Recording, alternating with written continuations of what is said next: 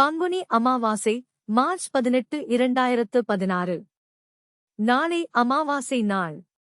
வெளியில் இருள் அதிகமாக இருக்கும் இந்த நாளில் உள்ளத்தில் ஒளி ஏற்ற வேண்டிய நேரம். இது ஆன்மீக வளர்ச்சிக்கும் மன அமைதிக்கும் சிறந்த நாள். இது முன்னோர்களை நினைத்து நன்றி செலுத்தும் புண்ணிய நாள். தர்ப்பணம், தீபம் ஏற்றுதல், தானம் செய்தல் போன்ற செயல்கள் வாழ்க்கையில் உள்ள தடைகளை குறைத்து பித்ரு தோஷ நிவாரணத்திற்கு உதவும் என நம்பப்படுகிறது.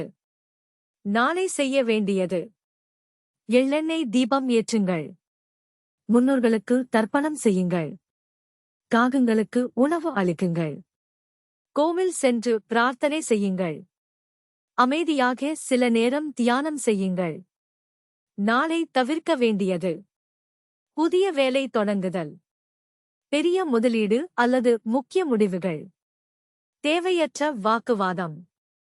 இந்த அமாவாசை உங்கள் மனதில் உள்ள கவலைகளை நீக்கி புதிய நல்ல சக்தியை தரட்டும்.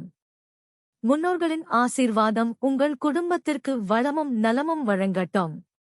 மேலும் இது போன்ற ஜோதிட தகவல்களுக்கு எங்கள் சேனலை சப்ஸ்கிரைப் செய்யுங்கள்.